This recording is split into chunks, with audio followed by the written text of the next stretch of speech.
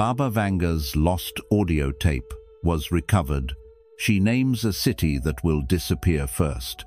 Predictions for 2025.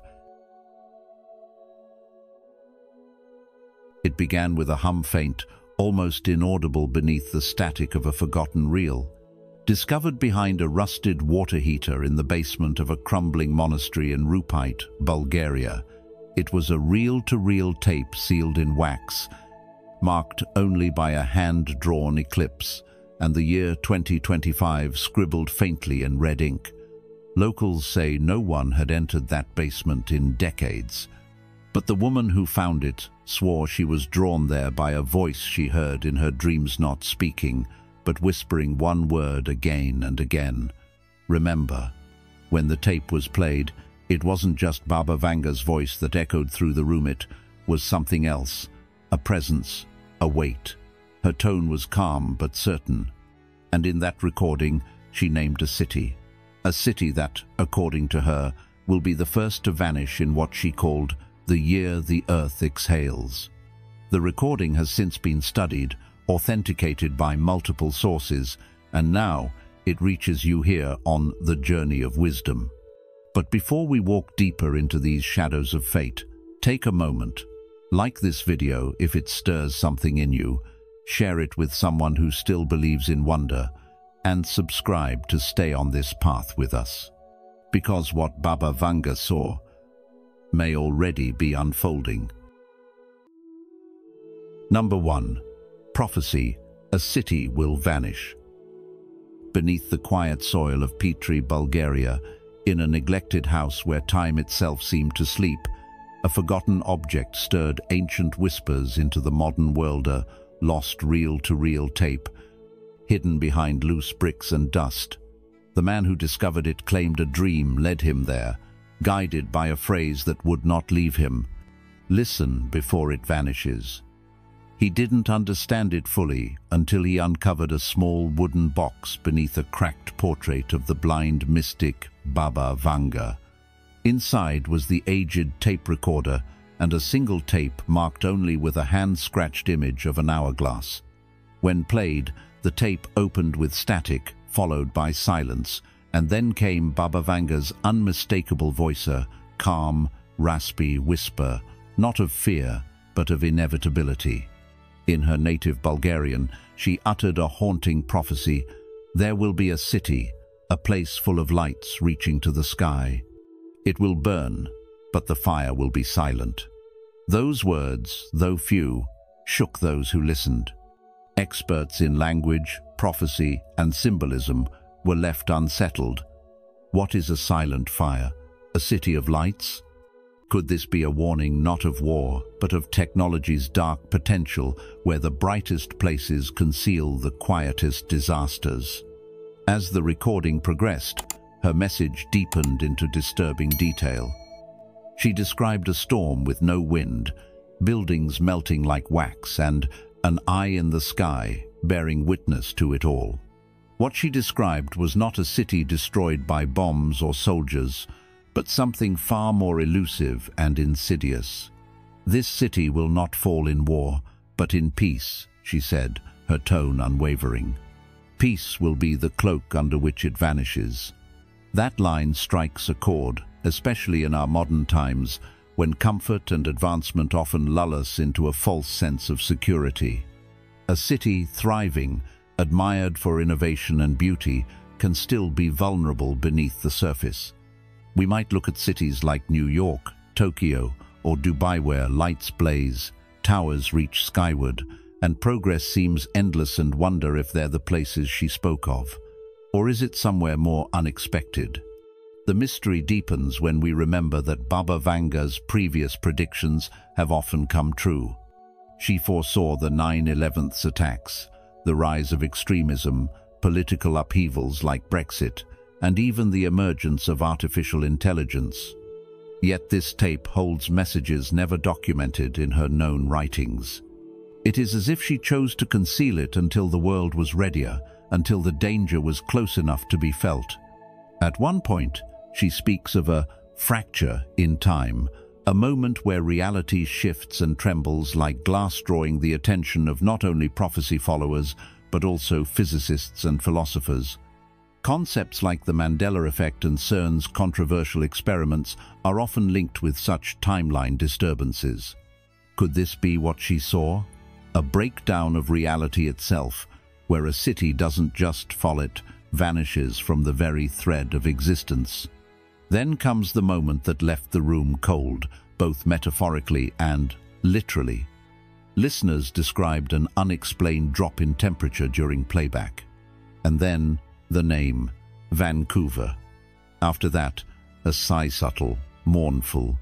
She continued, "The water will rise, the mountain will roar, the sky will dim, and the city will be taken by the earth, not by man." Vancouver, a city known for its serenity, surrounded by forests, oceans, and mountain shardly, seems like a candidate for catastrophic disappearance. And perhaps that's the point. Vanga's warning isn't about chaos born of human conflict, it's about the power of nature, of shifts in the earth itself. When she speaks of water rising and mountains roaring, she may be alluding to tectonic activity, tsunamis, or other natural disasters. Vancouver lies on the Pacific Ring of Fire, after all, a place of both beauty and geological instability. Her final message is cryptic yet poetic. When the bridge turns to stone and the trees walk into the sea, know that the time has begun. Whether symbolic or literal, such words suggest a transformation, natural elements behaving unnaturally, as if the earth itself is giving signs before the event. And in today's world, where climate change accelerates, sea levels rise, and technology increasingly alters how we understand time and reality, her words take on a chilling relevance. Perhaps Baba Vanga wasn't just warning about one city's fate. Perhaps she was urging us to pay attention to the subtle changes in our environment, to the peace that masks instability, and to the choices we make that disconnect us from the natural balance. For those of us navigating modern life, this prophecy isn't a call to panic, it's a call to presence, to live with awareness rather than assumption, to notice when the earth trembles softly before it roars. We're reminded to stay grounded, to care for our planet, and to not place blind faith in human constructs, no matter how advanced or dazzling they seem. In the rush of progress, we must also hold space for reflection, for humility in the face of nature's power, and for the quiet wisdom that whispers in forgotten corners. Baba Vanga's voice may have been hidden, but its message was never meant to stay silent. It urges us to see beyond the surface, to listen deeply, and to prepare not out of fear, but with mindful respect for the world we share. Number 2. Scientific and symbolic interpretations. Have you ever wondered if ancient visions and modern science might be speaking the same language, just in different ways? If you've ever walked the streets of Vancouver or felt the mist of the Pacific Ocean, it might be hard to imagine that this beautiful coastal city could be under threat.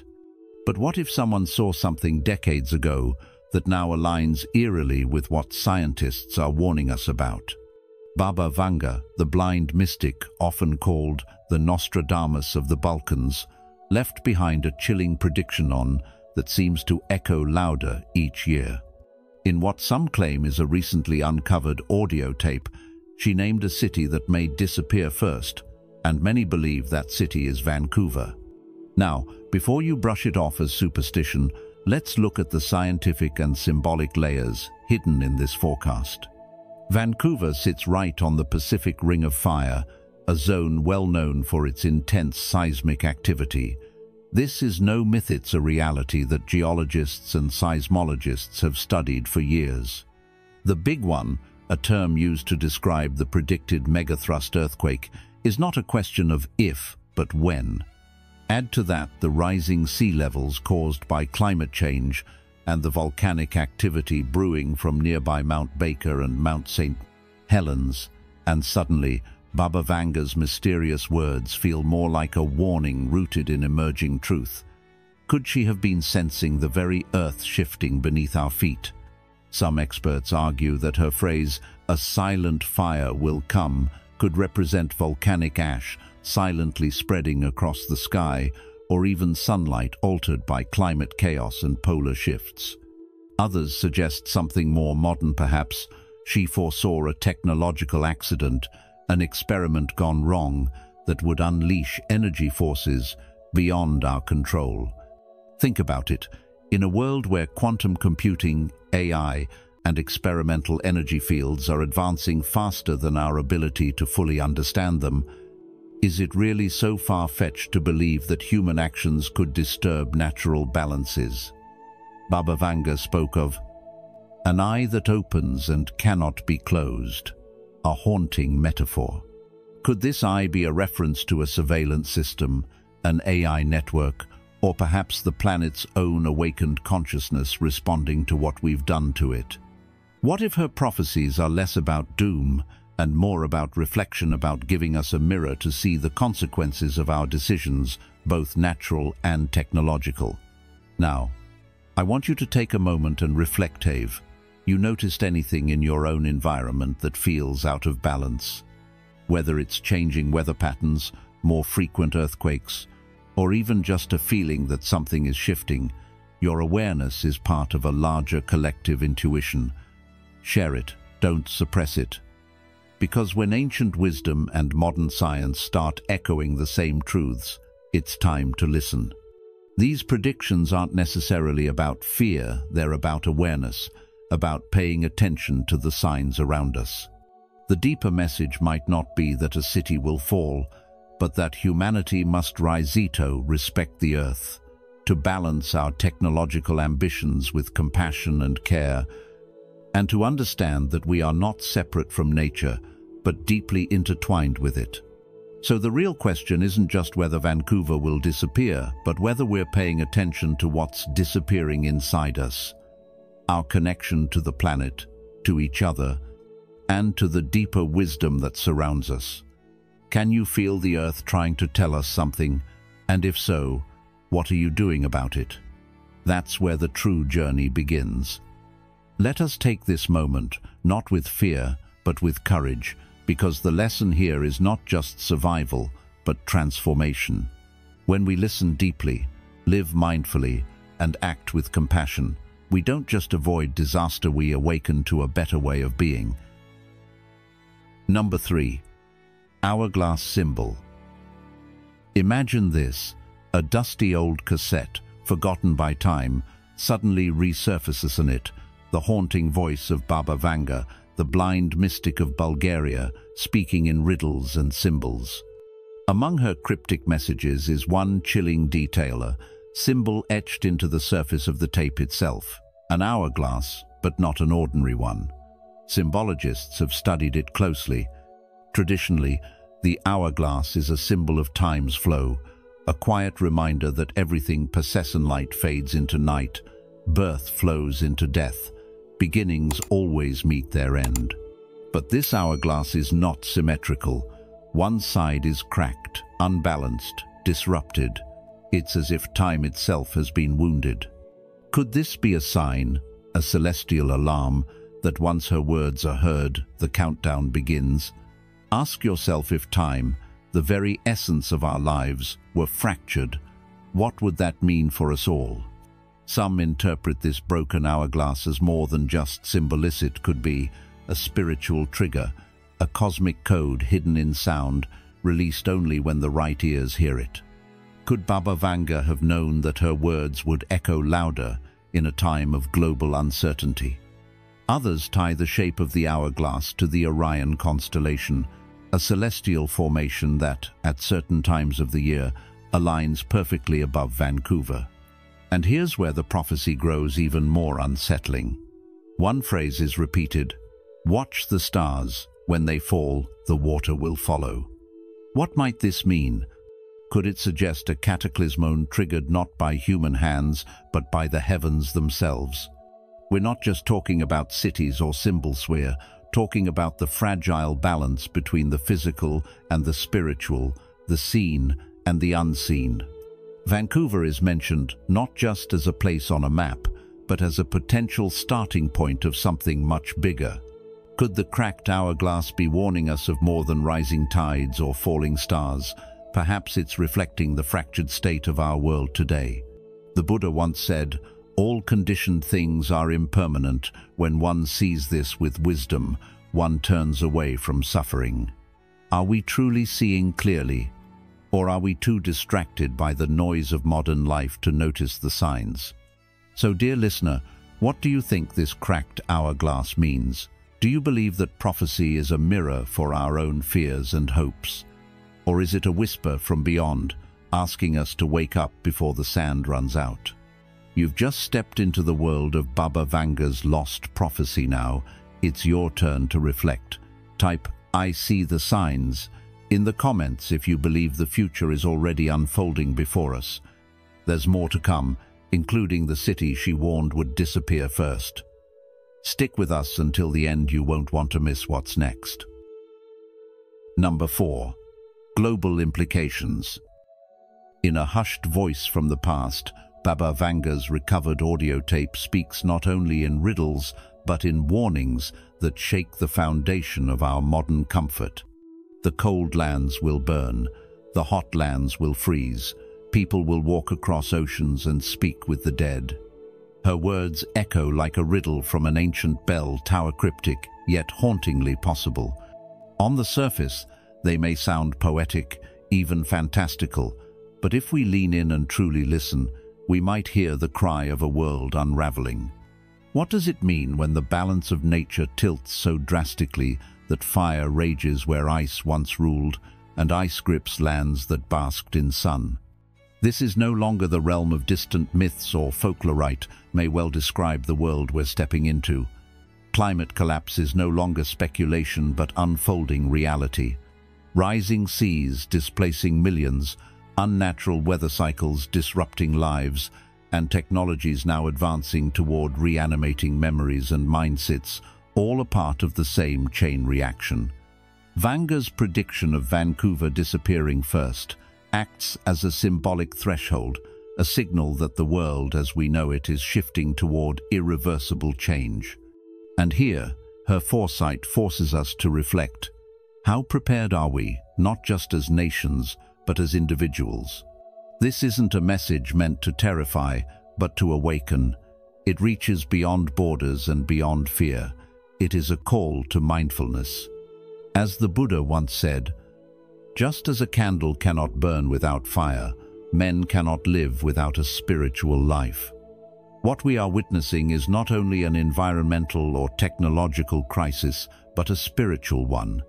The tape was perhaps hidden not only to shield the public from panic, but to delay a reckoning with truths that can no longer be postponed. But now that the truth is revealed, we face a sacred choice: to ignore it and continue sleepwalking through a crumbling world, to act, speak, and live with greater awareness and compassion. And action doesn't only mean grand gestures, it begins at home, in the quiet decisions we make each day. Maybe it's how we treat our environment, how we respond to strange signs, how we listen to our dreams, and how we talk to one another. In Buddhist wisdom, we are reminded, thousands of candles can be lit from a single candle, and the life of the candle will not be shortened. Sharing awareness, speaking gently but truthfully, igniting the light in others.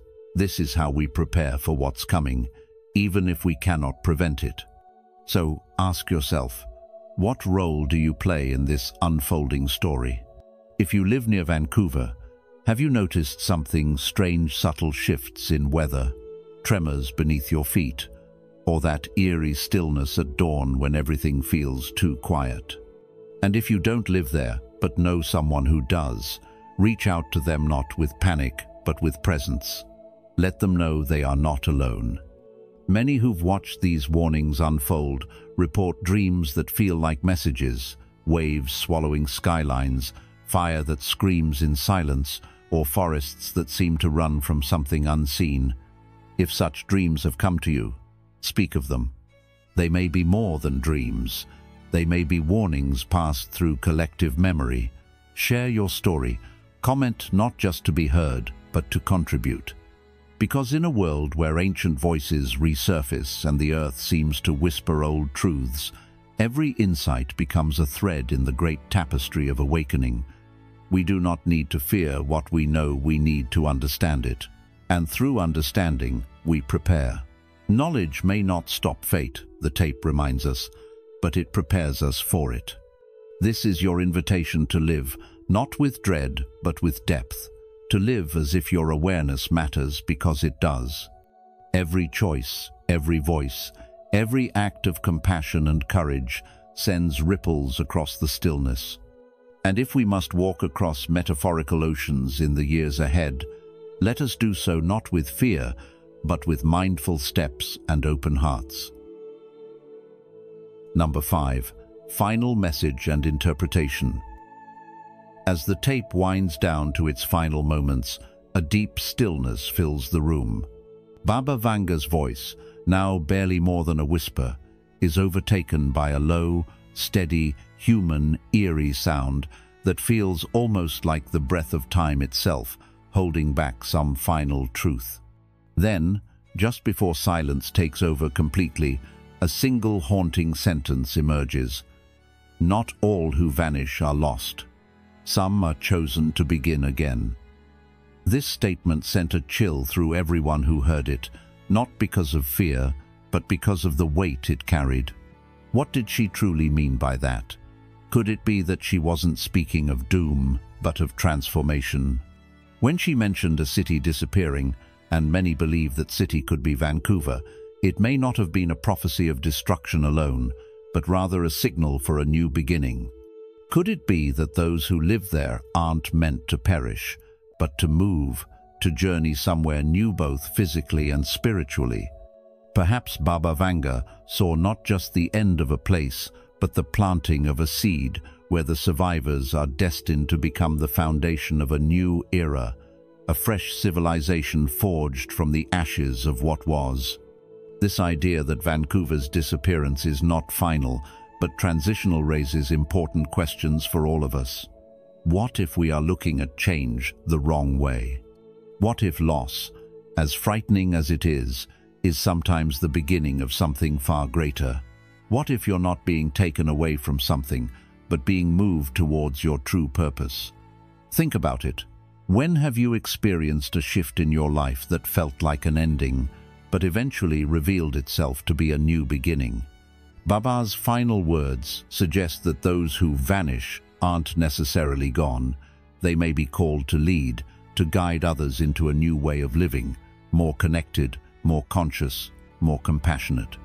We don't know exactly what Baba saw or how far ahead her visions stretched, but what we do know is that her message leaves space for hope and a powerful reminder that even in uncertainty, there's potential. When one door closes, another may not only open it, may reveal an entirely new landscape we never imagined. Could it be that what looks like collapse is actually a call to evolve? That those chosen to begin again have a responsibility not just to survive, but to carry forward the light of what was and build something even stronger? If this vision is meant for us, what kind of people do we need to become in order to rise to the challenge? As we sit with Baba Vanga's words, we're invited to reflect deeply. Don't just ask what might disappear in the world, ask what needs to awaken within you. The lesson here is not about fear, it's about readiness. It's about recognizing that change, no matter how unsettling, holds a purpose. When you're faced with the unknown, will you resist it, or will you be one of those chosen to begin again? Remember, endings are not always the closing of the book. Sometimes they are the turning of a page. Let this message remind you to stay grounded, open-hearted, and willing to move forward when life asks you to. Because even when the world trembles, the spirit has a way of finding its way home. This journey isn't just about listening, it's about remembering and acting. There's a reason some voices from the past find their way back to us. They don't return to haunt, they return to remind. Baba Vanga's rediscovered audio isn't just a curiosity or a chilling prophecy, it's a wake-up call. This journey we're on isn't just about deciphering her words. It's about how we respond. Because even the clearest vision is useless if we do nothing with it. Now that the tape has surfaced, the real question is, what will we do with what we've heard? Number 1. Listening is only the first step. In today's fast-moving world, it's tempting to treat profound messages like passing entertainment fascinating for a moment, then forgotten in the noise of daily life. When we hear something like Baba Vanga's words mysterious, symbolic, even a little haunting it can capture our attention briefly, but listening alone is only the first step. Without pausing to reflect, we are simply collecting stories without ever allowing them to transform us. It's like reading about a mountain trail and never setting foot on it. True wisdom only begins to grow when what we hear begins to live inside us. This is where modern life often gets in the way. We hear something meaningful during a podcast, a YouTube video, or a passing conversation, but we don't give it the space to settle in our hearts. We move on too quickly.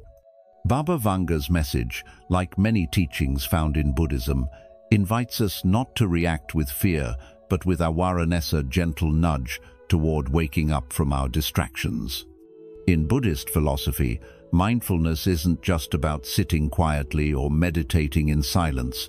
It's about being fully present in the moments when life whispers truths to us. And that presence, that awareness, is a seed that must be nurtured through remembering and acting. If we hear a warning or a teaching but fail to bring it into our everyday choices, its power disappears like mist in the morning sun. The message remains just a sound, not a spark. But if we hold it in our hearts, if we remember it during small decisions we speak to others, how we respond to stress, how we care for the world around us, slowly becomes a part of who we are. That's the shift we must seek. So the journey is not about collecting predictions or waiting for signs. It's about remembering what we've heard in a deep and steady way, and then letting that memory shape our actions. In the same way that monks remember ancient sutras, not just through chanting, but by how they live their lives, we too must carry these messages into the way we live, love, and serve.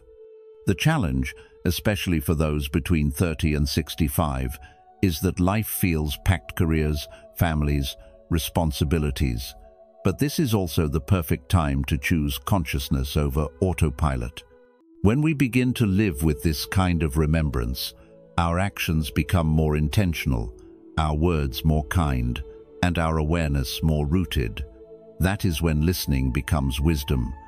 That is when the journey truly begins. If this message touched something in you, leave a comment below with just one word. I choose to remember and live the wisdom, not just hear it. It's a small way to keep the wisdom alive and share the journey with others. Number 2, the past holds lessons we can't afford to ignore. So many of us are moving so fast through life that we rarely stop to ask, what have we forgotten that we should have remembered? You see, this journey we're all on, it's not just about hearing words of wisdom or scrolling past messages that sound deep. It's about truly remembering them, letting them take root in our lives, and acting on them when it counts. The past is not just a collection of stories or old philosophies. It's a mirror reflecting truths that are still painfully relevant today. We've been warned before through sacred texts, spiritual visions, ancient teachings, and now even through the language of science. These messages, no matter how distant they seem, all carry a common thread. When we drift too far from balance, suffering follows. But here's the problem: we often brush these warnings aside. Maybe they don't fit neatly into our fast-paced modern world. Maybe they ask too much of us, or challenge our comfort zones. But what if that old wisdom is the very thing we need most right now? Think of the words from Baba Vanga, the mystic whose visions have startled and inspired many. Her message wasn't just mystical, it was grounded, Imbalance brings suffering, nature responds when we ignore her, and silence can be the calm before a storm. Don't those truths feel familiar? Haven't we already seen the consequences? Climate disasters, mental unrest, societal division. These aren't distant warnings anymore. They're here, right now. So the question is, are we truly listening, or just nodding and moving on? It's easy to dismiss ancient voices when we're surrounded by modern noise. But sometimes, the old stories are the ones with the clearest view. And maybe this prophecy isn't about one specific city like Vancouver. Maybe it's not even about a single place at all. What if it's about every community that's become too disconnected from the rhythms of nature, too out of sync with the values that hold life together? What if it's speaking to you and me, asking us to pause and reflect on the kind of world we're creating, not just for ourselves, but for those who come after us? The earth has memory. It remembers every scar, every healing, every imbalance we've caused, and every effort we've made to restore it. Even when we forget, the earth does not. So what can we do with that? How can we honor the past in a way that shapes a better future? The answer starts with remembering not just facts, but wisdom. Not just stories, but the lessons they carry. And most importantly, we must act to restore balance, to live more in harmony, to speak out when it's easier to be silent.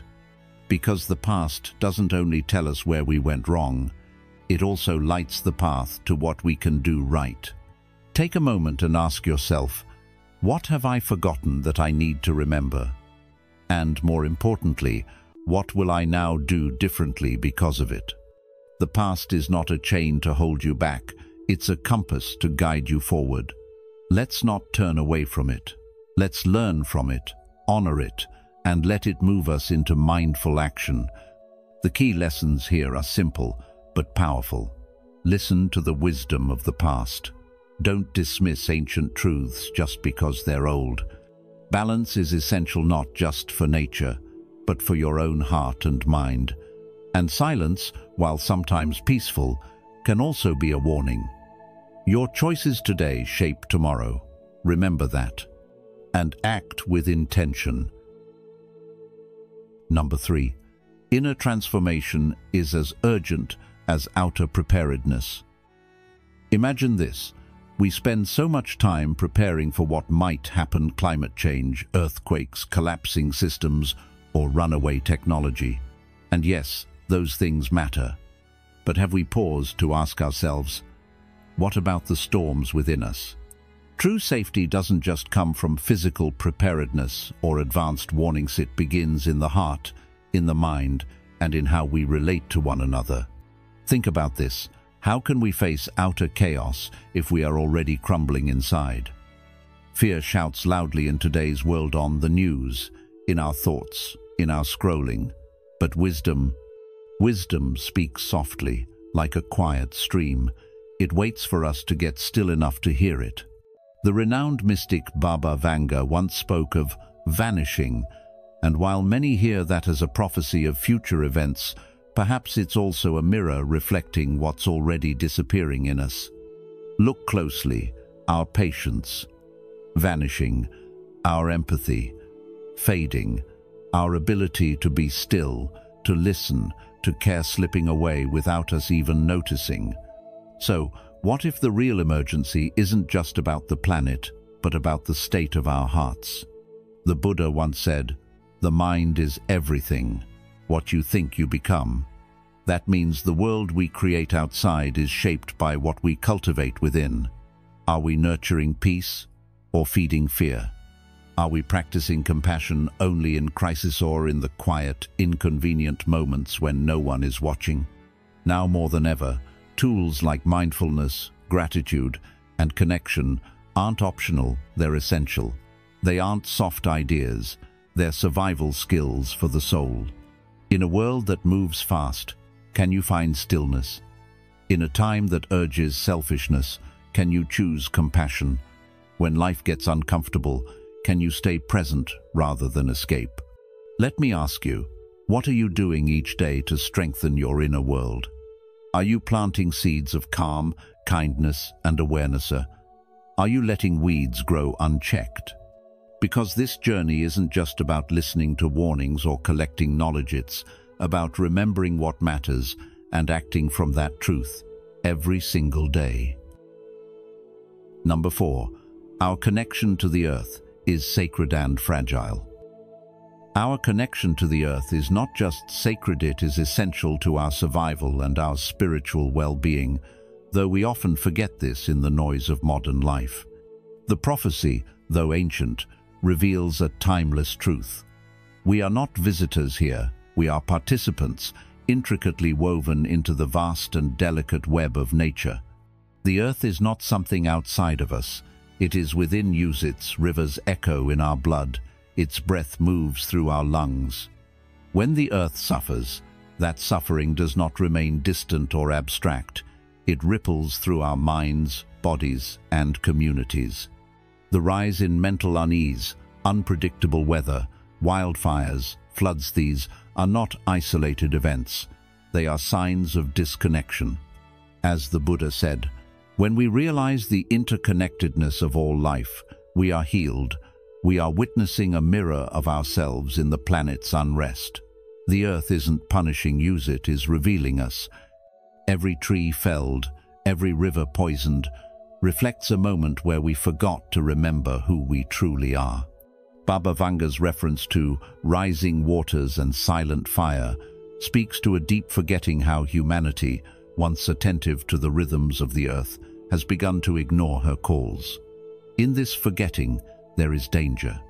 Not because nature seeks revenge, but because when we sever our bond with the earth, we lose the very ground beneath our feet, physically and spiritually. Just like a child who stops listening to a wise parent, we risk falling into confusion and pain, and yet this moment offers us a choice. In the fast pace of city life, where convenience often trumps consciousness, we can choose to remember. We can choose to act not just with words or clicks or concern, but through realignment with the earth's wisdom. Cultivate a garden, reduce waste, support conservation, walk barefoot sometimes to feel the pulse of life beneath you. Not because it's trendy, but because it returns us to something ancient and true. As Thich Nhat Hanh reminds us, the earth is not just our environment, we are the earth, and the earth is us. This teaching isn't poetic, it's practical. When we recycle, when we consume mindfully, when we treat animals with compassion, we are not doing charity, we are doing maintenance of our shared body. The healing of the world begins with the healing of our relationship to it. And so, as we reflect on these prophecies and teachings, let us not only listen with interest, but remember with humility and act with love. In every mindful step, every gentle choice, we honor not only the planet, but the sacred part of ourselves that knows how to live in harmony. Number 5. Awareness must lead to action. At the heart of any real journey, especially one that claims to bring wisdom or insight, is the truth that awareness alone isn't enough. It's easy to listen, to nod along, even to feel inspired.